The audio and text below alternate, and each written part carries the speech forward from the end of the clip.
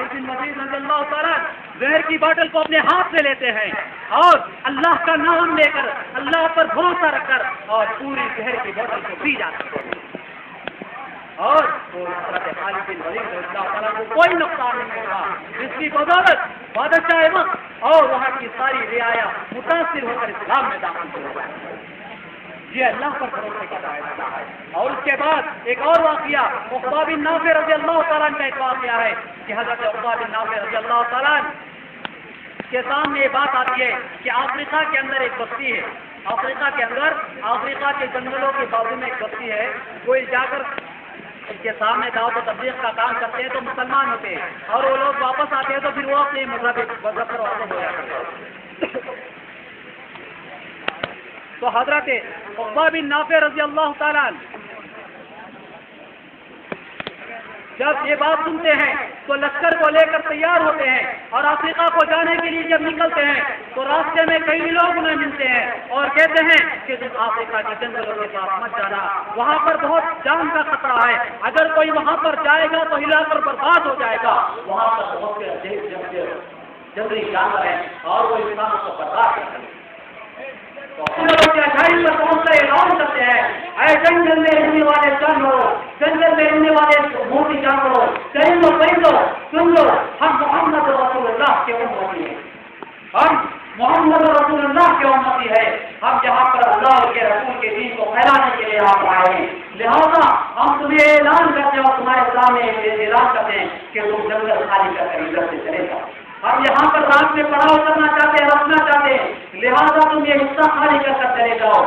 تو جب عقبہ بن نافع رضی اللہ تعالیٰ کا اعلان ہوتا ہے، آسمان نے دیکھا ہے، تاریخ نے اس کو لکھا ہے کہ جب حضرت عقبہ بن نافع رضی اللہ تعالیٰ کا اعلان ہوا تو جنگلی جانور، جنگلی پرندے، شیر، سانپ، جتنے بھی لوگ جنگل کے اندر جنگلی پرندے تھے، کیڑے تھے، باغ تھے، سارے کے سارے لوگ وہ جنگل سے سارے کے سارے چلے گئے اپنے رستوں کو لے کر جنگل خالی کر چلے گئے،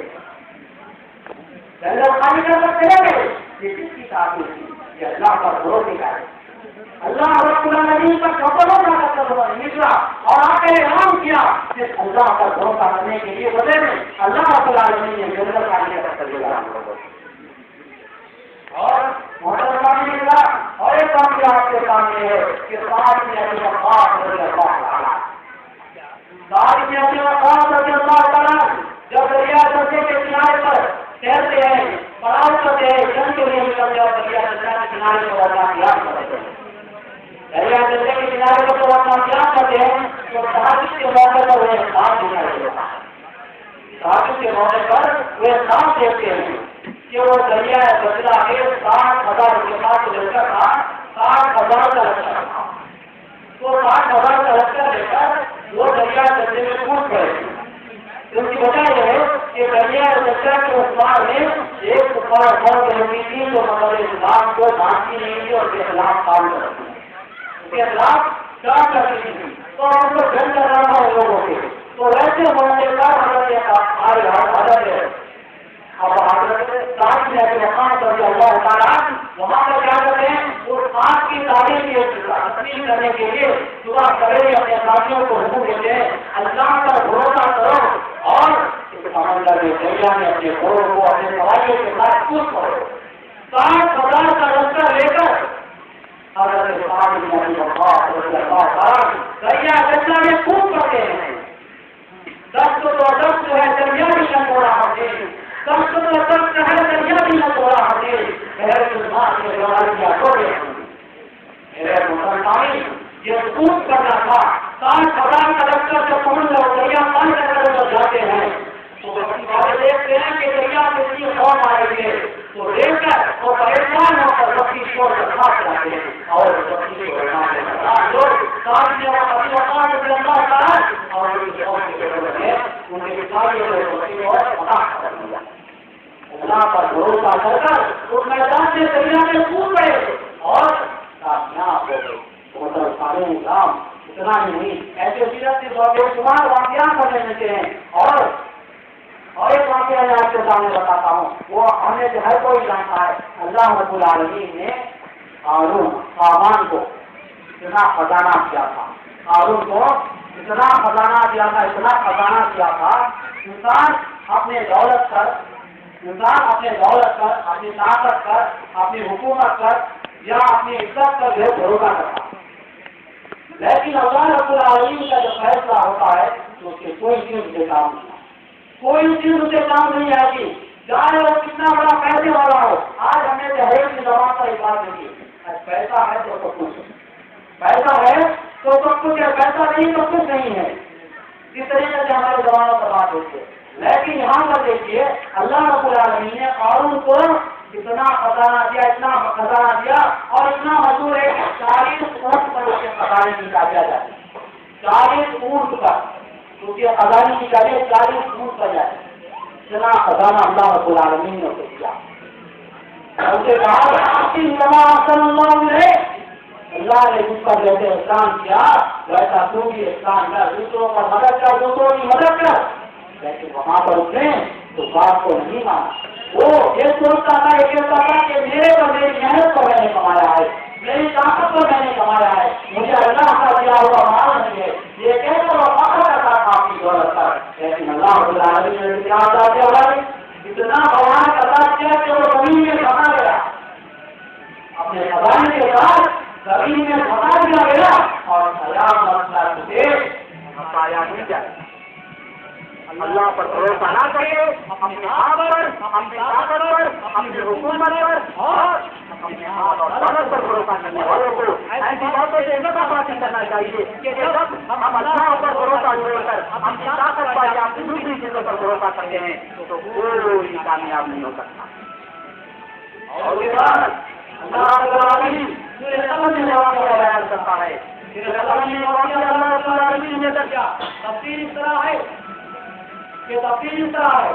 اللہ جب اس باغ ایک باغ رہتا ہے، اس باغ کا مالک انتقال ہو جاتا ہے، بدل جاتا ہے، جب تک وہ زندہ رہتا ہے غریبوں کا حق اپنے باغ سے رکھا،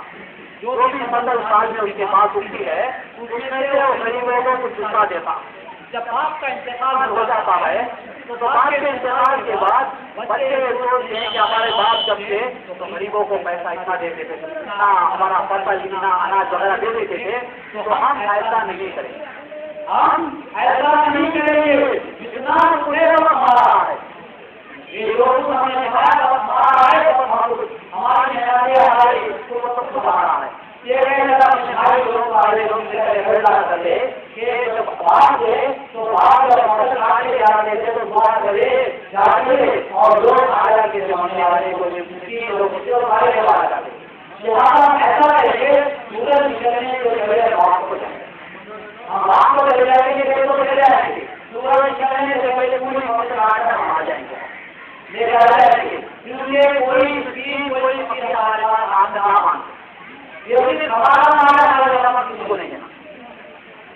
وہاں پر لوگ اس بات کو بھول گئے کہ اپنی ماں نے زمین کا بھی حق ہے، اس بات کو بھول گئے کہ اللہ رب العالمین نے جو وعدہ دیا وہ اور کرنے کے بعد اور دیا، اس بات کو لوگ بھول گئے نکلے تو رات میں وہ بھول گئے اپنے باپ کے پاس، باپ کے کبھی جا کر اپنے بچے کے پاس جا کر دیتے کہ کھیت دکھائی دے رہا ہے، کھیت دکھائی دے رہا ہے، جس طرح وہ لوگ ایک خود دکھائی دے رہا ہے، تو بولنے کے ہمارا بدل گیا، ہمارا راستہ بدل گیا، ہم کوئی اور راستے سے آنے کے لیے ہم دے رہے ہیں، پھر اس کے بعد اور سے دیکھے بیٹھے نہیں، یہی ہمارا راستہ ہے، یہی ہمارا بات ہے، کیوں ایسا کیوں ہوا؟ اللہ رب العالمین کے آئے اللہ کا عذاب ان پر آ گیا، آنے کی اور کوئی نہیں رہے، ویسے موقع پر ہم اور اس کی کھیل کو ہم رات بنا دیا، آپ کو رات بنا دیا، کیوں ہے؟ اس لیے وہ لوگ اللہ پر بھروسہ ہے، وہ لوگ اللہ پر بھروسہ نہیں کیے، جس بھروسے کے ساتھ ان کا باپ غریبوں کا حصہ رکھا تھا وہ بھروسہ ختم ہو گیا، جس کی وجہ سے اور اس کے بعد سورہ قلم میں اللہ رب العالمین واقعہ ہونا، وہ واقعہ ہے کہ اللہ رب العالمین ایک دو بھائی جو دو دوست تھے، دونوں دوستوں کو دادو दोनों दोस्तों को दोनों के तो अल्लाह ने ऐसा हुआ है कि इसमें से एक दोस्त भी पूरा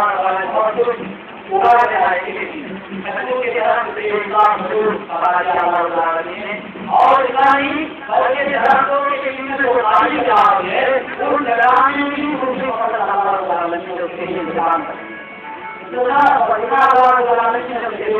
या कि जब वो अपनी बात को देखता है परेशान होता है और कहता है कयामत आने वाली नहीं है,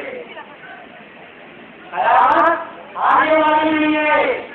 ये सारी सारी कभी खत्म होने वाली चीज नहीं है। अल्लाह का भरोसा खत्म हो गया। वो ये सोच किया कि ये कभी ईमान के और कुछ खबर में आए ये कभी खत्म नहीं होगा और ये यकीन है मुझे ऐसा लगता है कयामत भी नहीं आएगी। अगर आ भी गई कयामत और कयामत आ भी गई तो मेरा मौका नहीं बचे कयामत इसके लिए ऐसा मिलेगा, कयामत तो मुझे इसके भी मौका मिलेगा। ये सोच कर वो को छोड़ दिया तो क्या बहुत वाला साथी कहता है क्या दोस्त क्या तू का एहसास करता है जिसने तुझे पैदा किया, जिसने तुझे एक दूसरे से पैदा किया, दूसरे से पैदा करने के बाद ये लोटा बनाया जज्बात बनाया, क्या तू ऐसे रसूल आलमी का एहसास करता है? कयामत का तू क्या करता है? तुझे बोलना ये जब आँख से होता है तो लौटे लौटे क्या करना चाहिएगा? तुझे ये करना चाहिएगा कि वहाँ में जाकर लोगों को नाम लेकर अल्लाह का क्यों बनाकर काम करना चाहिए? ये बात कहने पर हो उसकी बात पर नहीं मान सकती है जो उसके दिल पर समझता पकड़ना हल्ला आ गया था और वो कहने लगा कि सारी के मेरी है और कयामत तक बर्बाद होने वाला है और इसके अल्लाह को पसंद नहीं आते हैं और अल्लाह का फैसला होता है।